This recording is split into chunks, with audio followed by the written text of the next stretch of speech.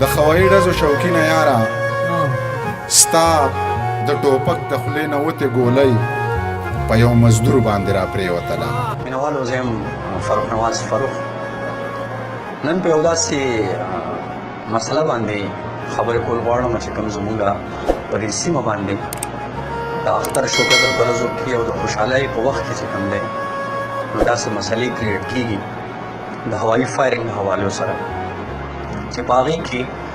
د ډېرو خلکو چې کوم دی نو نقصان وشي په هوایي فایرنګ باندې ګولۍ راشي او په کور کې د خوشحالۍ په ځای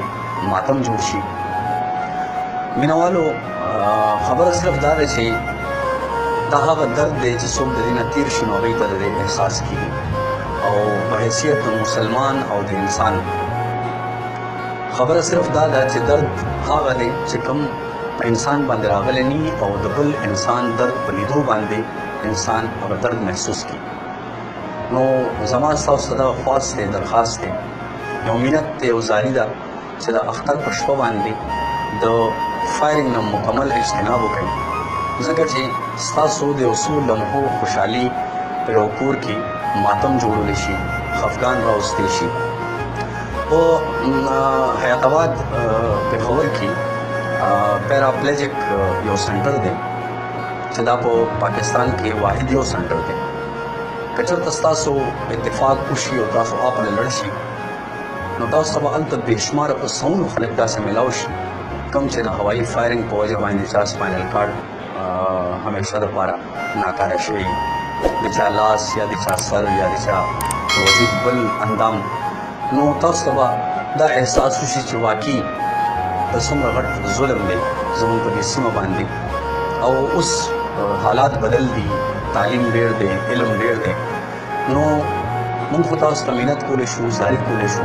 او د یو مسلمان او د انسان په حیثیت باندې دغه درخواست کولی شو چې خدای ته وګورئ د خپلې خوشحالۍ دپاره د خلکو په کورونو کې ماتم مه جوړوئ خپله خوشحالي کوئ دا خوشحالي په سندرې په شکل کې کیدی شي یار دوست سره په ناسته باندې کیدی شي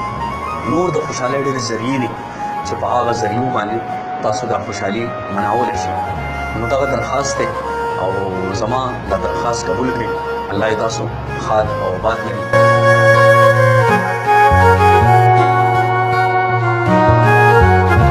خپله میټینګونه کړي د یوت په سطحه د دې هوایي فایرنګ دا په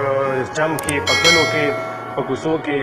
بیماران هم دي نو د اختر شپې ورځې هم رانږدې دي دوی له پکار دی چې په دې ډېر سخت کاروایي وکړي. زموږ تنظیمونه چې کوم دي مشران دي ممبران دي چیرمینان دي